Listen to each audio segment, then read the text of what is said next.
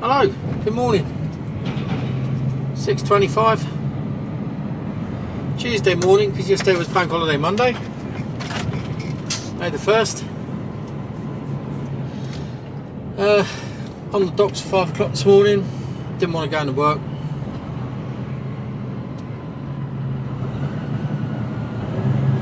Had a fairly busy weekend, to be totally honest. Well, yeah, not a great deal of downtime, and as a result, yeah, they're doing alright, but yeah, could do with a bit more time off. Couldn't be all. So, two things happened over the weekend. Well, three things really, I suppose.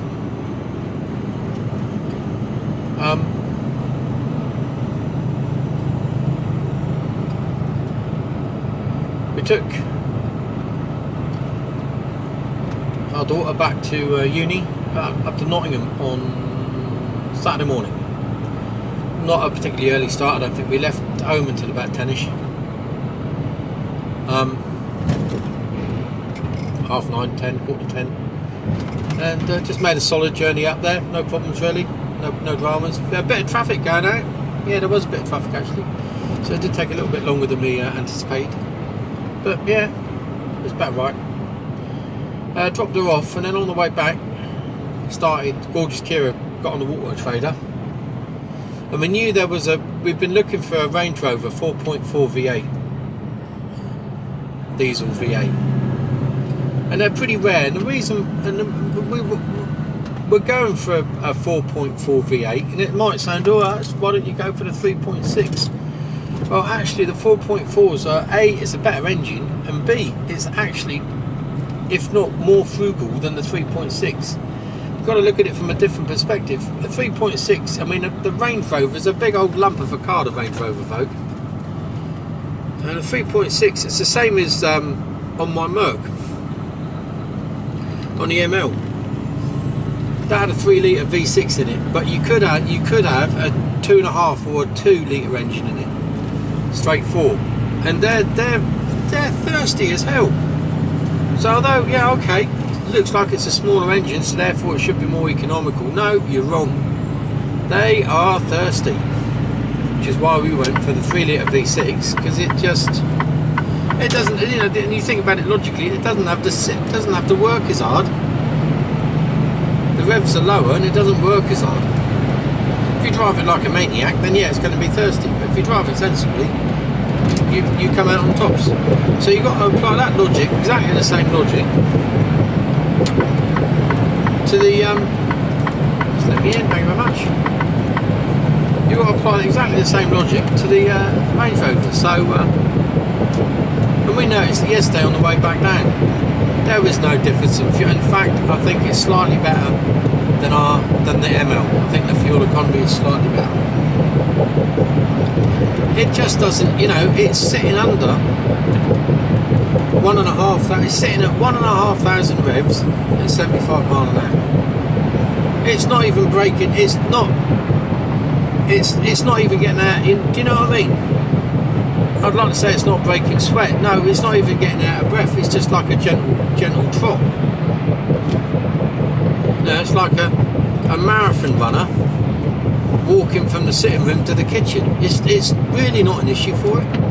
Oh, it's a lovely car. So we're looking for one. We were looking for one, and we've been looking for a little while now. And we just they're quite rare. Well, there's a few about, but they're either dog rough, been abused, got hundreds of thousands of miles on the clock because they go on forever because it's such a strong engine, or they're just worn out, you know, they're tired looking. So we found two on the way back, and we thought we're just going to have a look at them, because one was really sensibly priced and the other one was a bit more expensive, was right at the top end of what we were willing to pay for one, but it was in really great condition, full service history, and only 2 owners. And the last was an old was a company director or something like that, the guy was telling us. And we looked at the MOTs, and he's done well, the last 2 MOTs, and then during COVID as well, I think he's done less than 1,000 miles in the last 4 or 5 years. He's just, you know, and I think the last one, because he used a company car or company vehicle, he didn't use it hardly at all. You know, the mileage was about 130 odd miles. He went to the shops and back, you know. So we took it for a test drive, and it's immaculate, absolutely immaculate. Did the deal, got a good deal. We got what we wanted on our car, which we were very happy about. They nibbled a bit off, but it was still more than what we originally thought anyway. So, you know, we're up as far as we're concerned. And there was a few issues with it, so you know, we wanted to get a shot of it. So yeah, all in all, we ended up going to see, well, funny thing, we went to see the first one, and this one young lad, he was a lovely bloke, absolutely spot on lad, and but there was a sidestep, and they'd gone round the corner and hit something with the sidestep, and there's a gash out the rear wing. He's like, it's only cosmetic, that's alright, don't worry about that, it won't cost too much to get sorted out. So, yeah, well mate, it's a Range Rover, nothing's cheap on a Range Rover.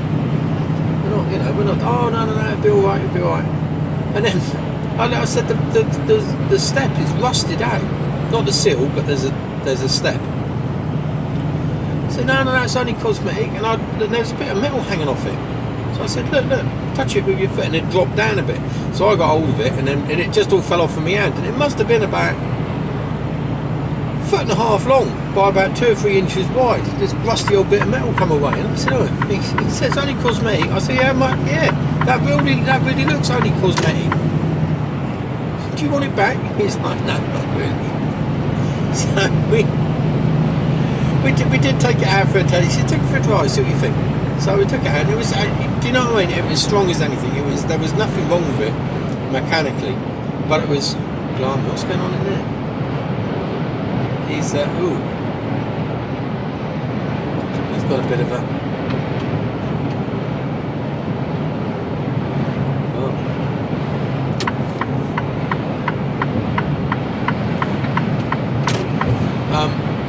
so I was saying, yeah, mechanically it's fine, but it was older than what we ideally wanted. So the spec was slightly down.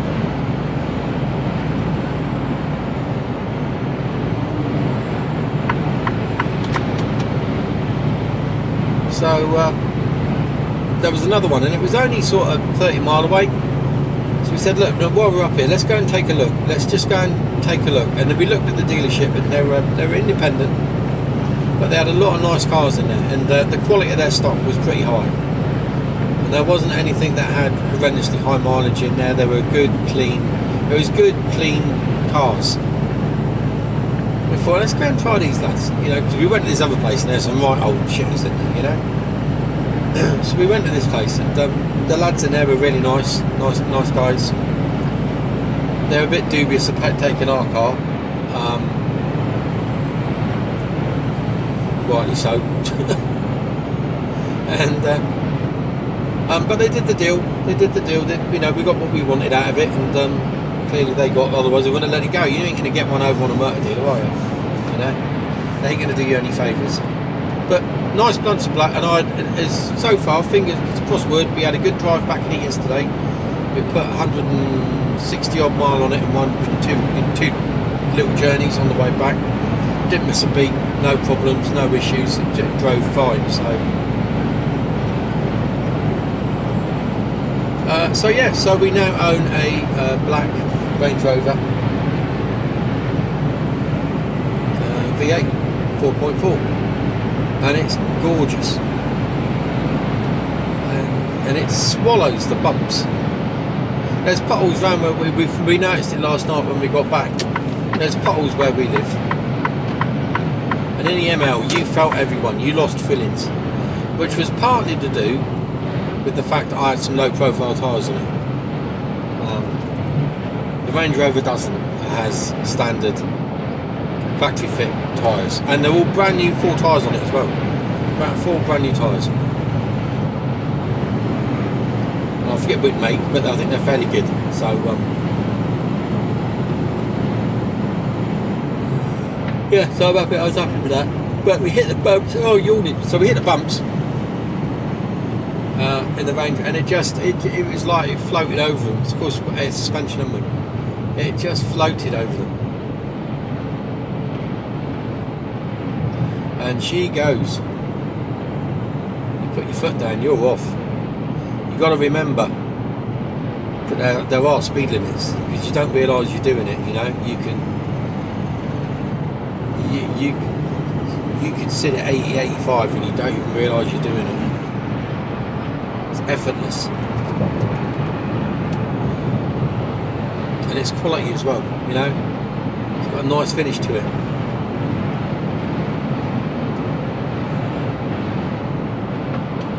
He's got the winter pack, so got heated front screen,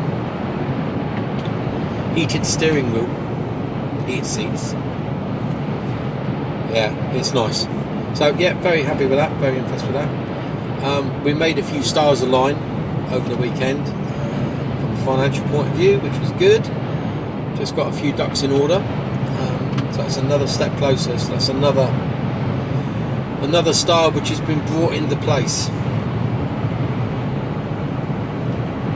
We've got a couple more just to line up, and it's all systems go. So we're heading in the right direction. The plan is slowly, but it's slowly getting there. Slowly getting there.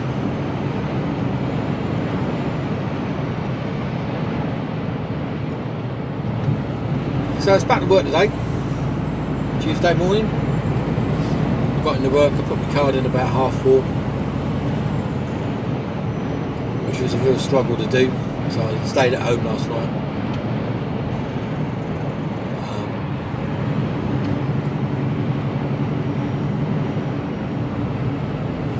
Yeah, it was a struggle. It was a struggle leaving. Getting fed up with it now, to be honest.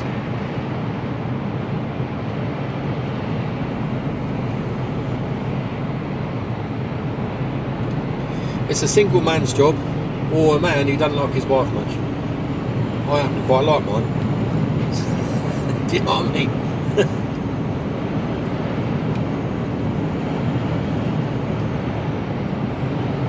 So, Friday, I got back and the traffic was bank holiday weekend, wasn't it? So the traffic was absolutely horrendous, nightmarish. And it took me 4 hours, where it should have only took just under 3. I was at 4.5 hours. I was still going. It took me about 4.5 hours to get back there, and I had enough time to get on the docks because I started late Friday morning, didn't I? So I had hours in the day to do it, but the traffic was horrendous. The slots on the docks weren't that clever. The docks were a bit knackered. They actually phoned me up, and the planner phoned me up and said, "No, just come back to the yard, because the way to the docks, there's a 3 hour that one of the boys just been through it. It took him 3 hours to get through it. Don't bother going on Monday, Tuesday even." So I thought, no, that'll do for me. I don't really want to spend another 3 or 4 hours fighting my way around the docks. That means I wouldn't be home until 8, 9 o'clock at night on a Friday. So I thought, no, I'll just do it this morning, which is what I did. 5 o'clock on the docks, box off, box on, an hour and sort of 15, something like that, hour 10, hour 15, so it wasn't too bad. Did have a bit of a drama down there with the trailer though.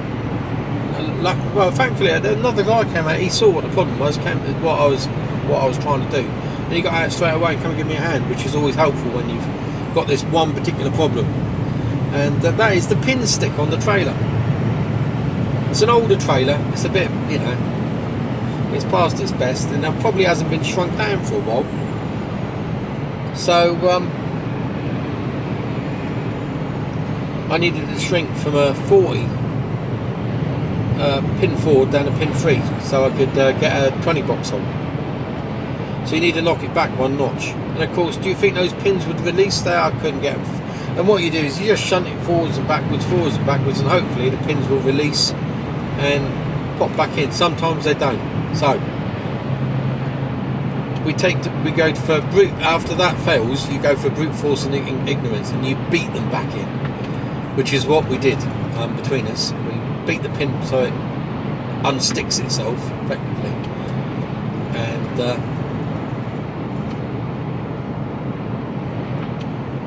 sometimes it's more difficult when it swings and roundabouts. It just didn't want to move. So eventually it did move. Push the trailer back, pull the pin out, then you pull forwards, and it pops back into the holes, into the right slots, which is what it did. But the guy next to me, he saw exactly what was happening, and he jumped out straight away. Yeah, you stay in the truck, you rock it, and I'll beat it. Yeah, brilliant. Cheers, mate. And it just saves the holes. Otherwise, I've got to go out, beat it, get back in the truck, rock it, beat it.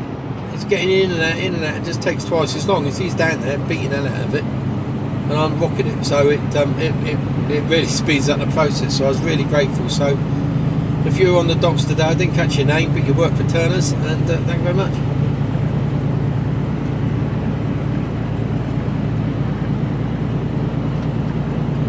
It was nice to have a bit of, do you know what I mean? Some people just drive on by and won't be interested in helping, just go, oh yeah, see you later. Well, I'll always try and help, pass it forwards, don't you? But there are others that just can't be asked.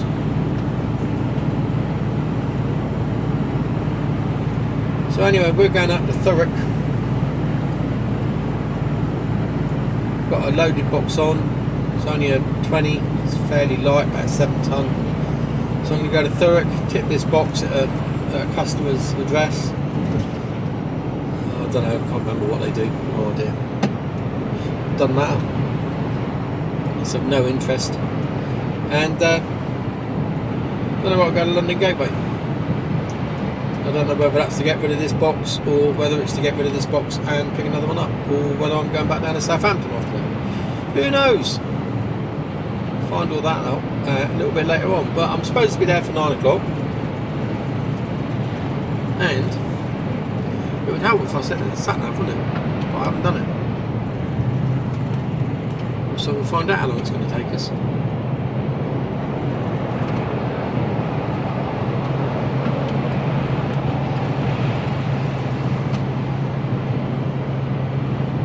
It's going to take us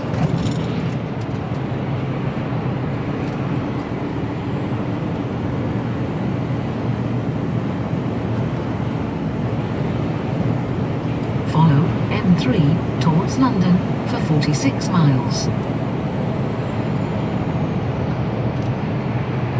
Should be there just before 9 o'clock. You will arrive at your destination at 8:49. Supposed to be there for 9. I'm going to stop for a quick wee. Oh.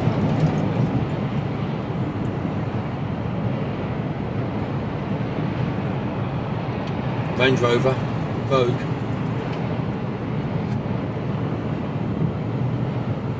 Ours is newer than that. In black.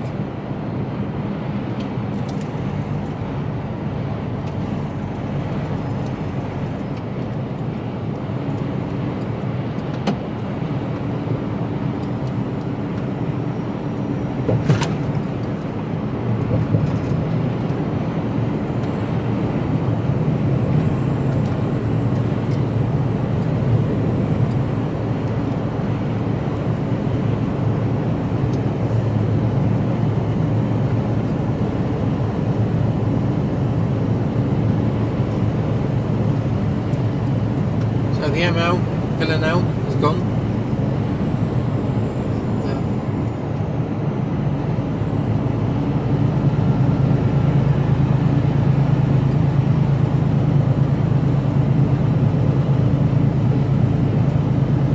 We now have the Range Rover. Here are always names her cars.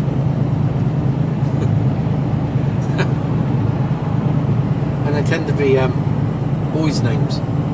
I did name the Merc though, Villanelle. Psychotic. You know, good looking but psychotic.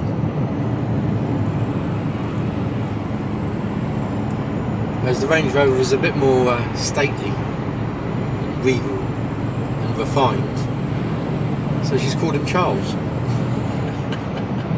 Very apt, considering about what's about to happen next weekend. So, Charles it is. Well, if you're watching this, probably it's either just happened or about to.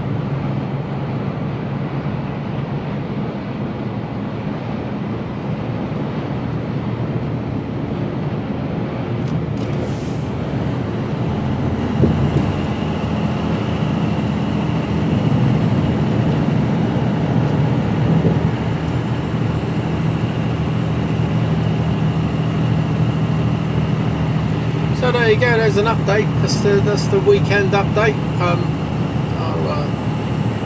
probably end up going out in one go. So what has happened the last couple of weekends, and I'll speak to you all later on. Hello. I had to pull into Cobham Services. I think where I was then.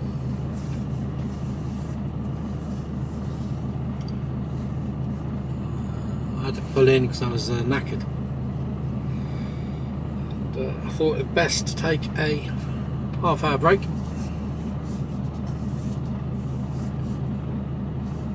I feel a little bit better now, so we can crack on round the corner.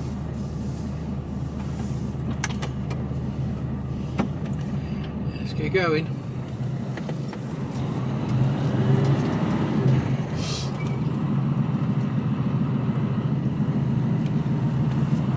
And where I thought I had to go, I checked on the map.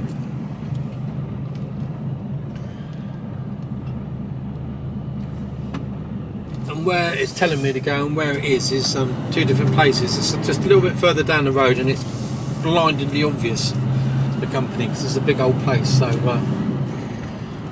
very easy to get in and out of. So that's good.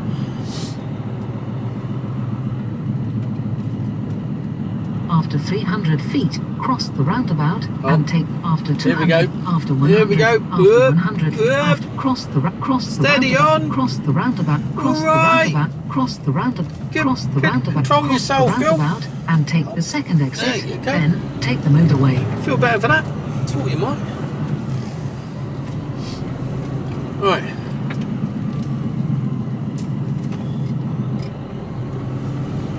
Ugh. Let's get it going. Oh, I needed that. It was just a quick pan out.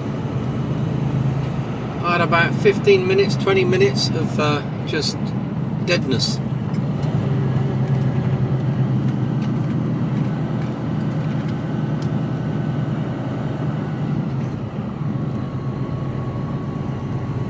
Feel better now. That's all you need sometimes. Quick pan out. Away you go. Often tired on a Monday.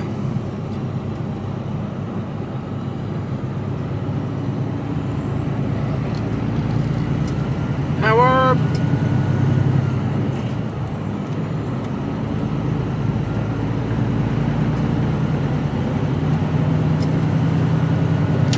Follow M25 towards Dartford for 26 miles.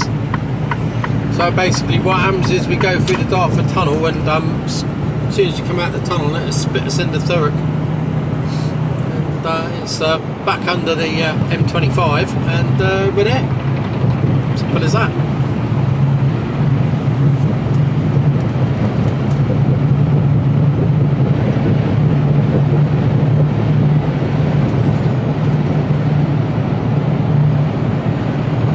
Bit overcast today. Oh, there's deer down in there. We haven't seen that, I don't think. Deer down in the field.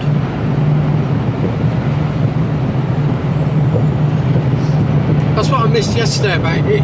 You really notice the difference between when you're travelling up there, you know, when you're travelling along the motorways in a car. Even in a 4x4 we're a little bit higher, but and the Range Rover you're really high.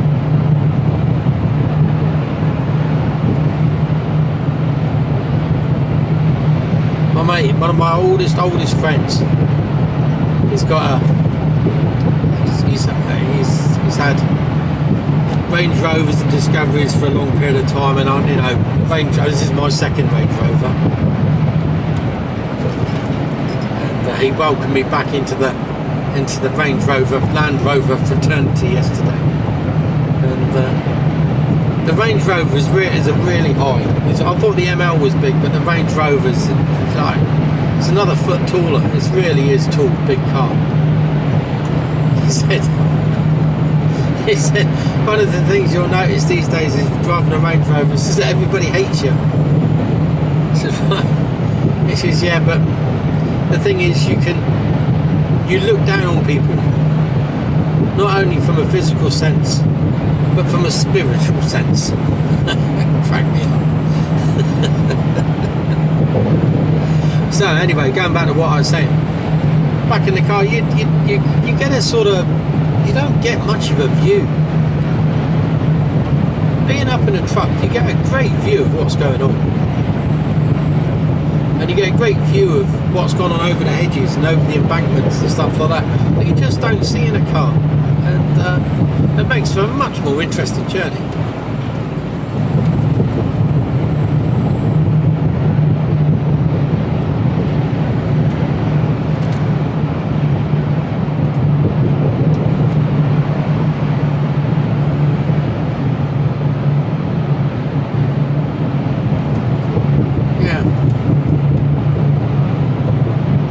I enjoyed being a passenger. Gorgeous Kira drove yesterday, most of the way back and 2/3 of the way, which is really good for her because she does struggle with driving sometimes,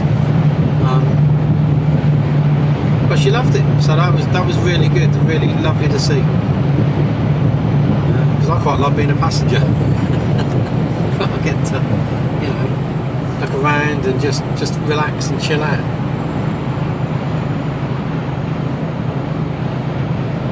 So yeah, no, she drove back most of the way yesterday and enjoyed the car. Really loves the car. She's got the car this week. I left it at home. I'm in Maddie's 24-year-old Ford Fiesta, which drives really nice. It's a little 1.2 5-door, and it's just a smooth little car, lovely little car. Drives really nice. The gearbox is just solid. It does what you want. You know what I mean? Really, and again, brilliant on fuel and comfortable as well. Yeah, nice little car. So I don't mind driving that. Cheap motoring. And it gives Kira the Range Rover to play around in this week. There's her plates going onto it, so. She's got, as you would expect from a posh bird, she's got her own private plate. So her name's Kira, so she's got K12ERA Kira.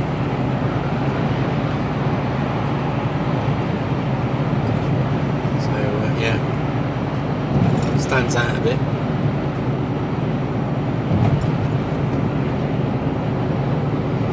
So we're heading into Thurrock. It's 8:48 now. I'm going to be a few minutes late. So be it. So what? Can't perform miracles. Baby Range Rover. And once we've cleared Thurrock, we're going into London Gateway. Oh, excuse me. And then we go from there and see what happens. So I'll probably put you on as I go through the tunnel. I'll speak to you later. Hello, just about to go through the Duff Tunnel. See the bridge looming up in front of us there? Keep right. Keep right. Stay in this lane.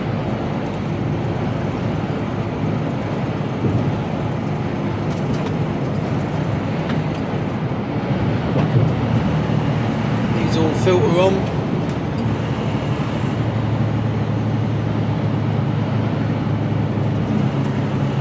Some.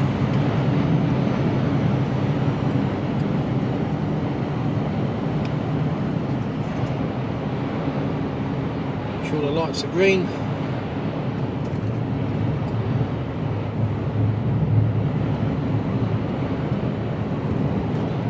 The tankers waiting to go through. They go through under a separate light.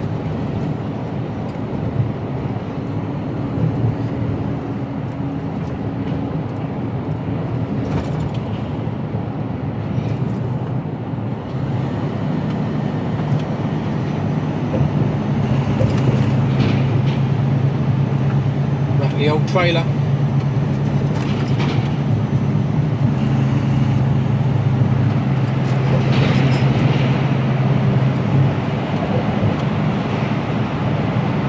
After 1.8 miles, take the exit 31 towards Purfleet.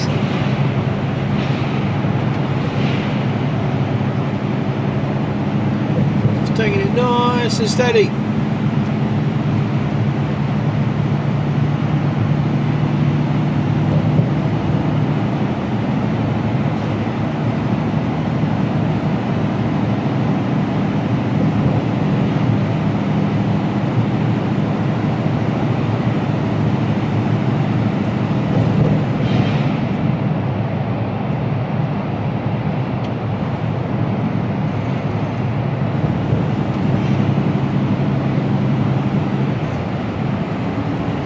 After 1.2 miles, take the exit 31 towards Purfleet.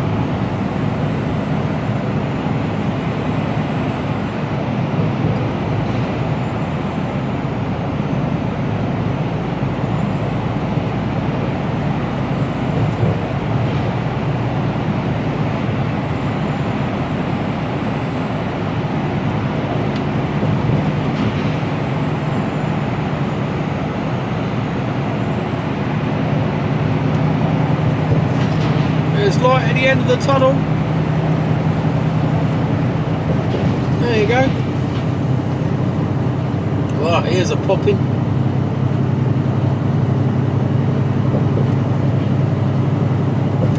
Into Essex.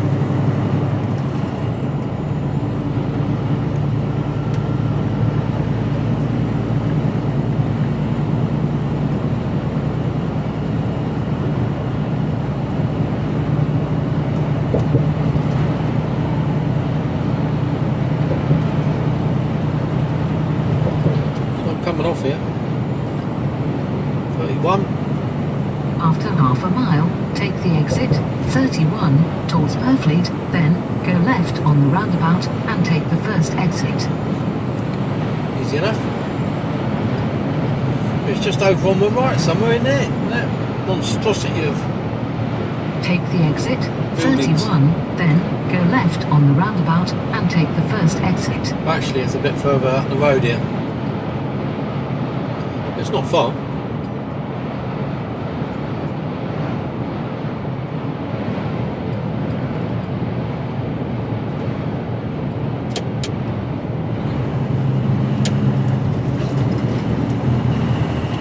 After 900 feet, go left on the roundabout and take the first exit towards Purfleet. We'll do that.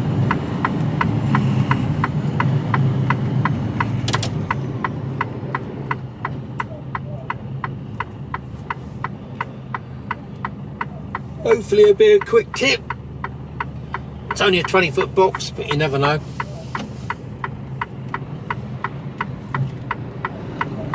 Hoping it'll all be on pallets, but like I said, you just... Go left on the roundabout and take the first You never exit towards Purfleet. Might all be little boxes and it takes bloody hours.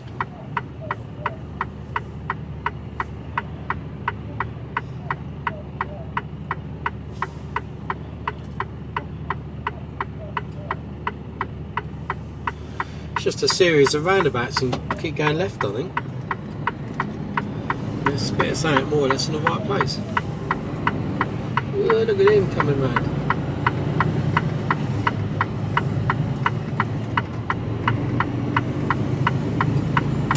Straight After over 600 feet, cross the roundabout and take the second exit, a 1090 Stonehouse Lane. Follow the car truck. I've been down here before, I think I I have. Cross the roundabout and take the second exit.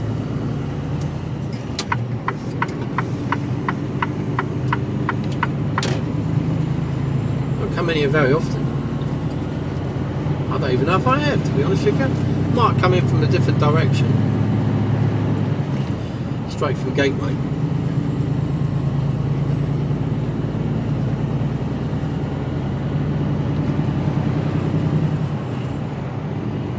See the bridge good though, can't you?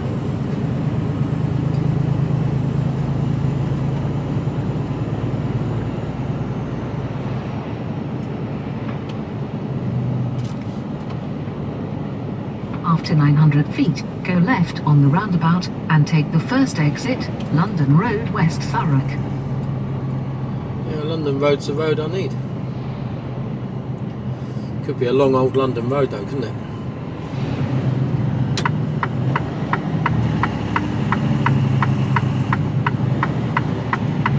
Go left on the roundabout and take the first exit.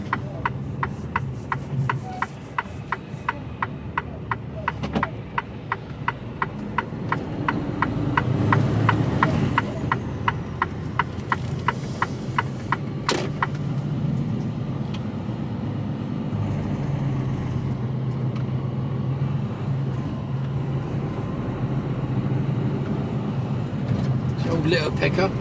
That must be quite a satisfying job. But relentless, isn't it? Right, we're about to go under the M25.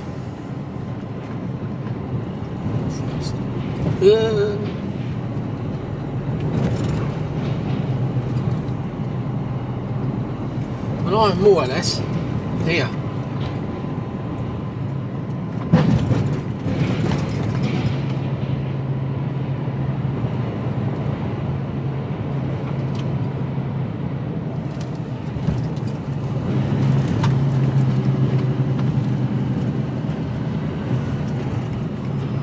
Just down here, so I'll speak to you all in a bit.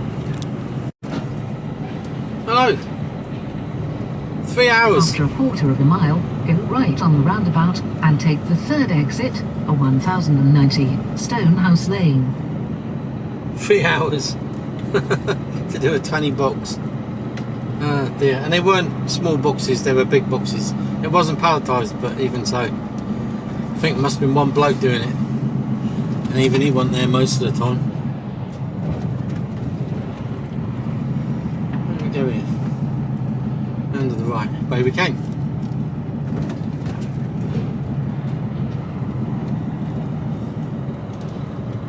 Go right on the roundabout and take the third exit, a 1090 Stonehouse Lane.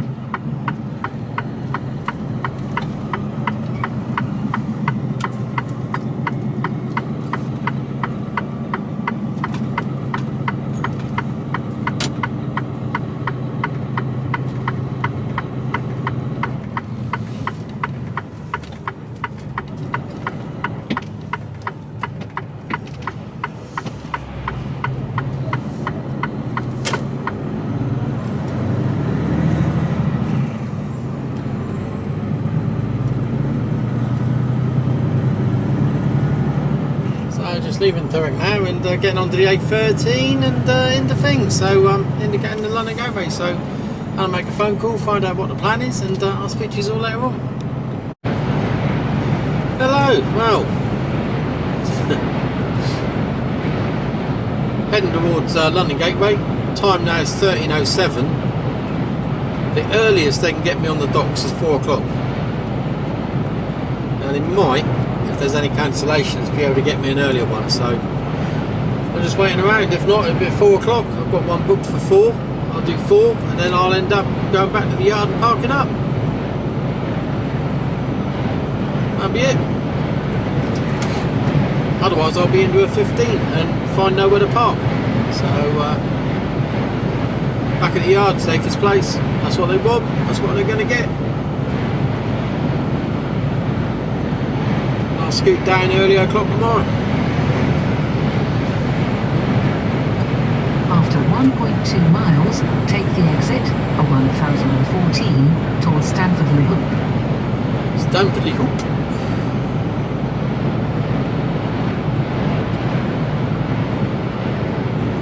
Should be an easy day.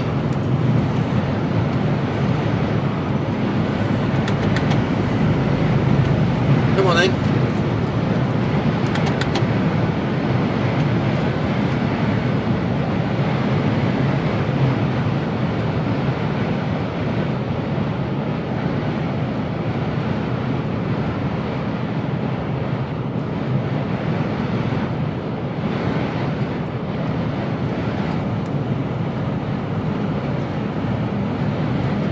They've totally finished this and all buggered off. It's all done now, isn't it?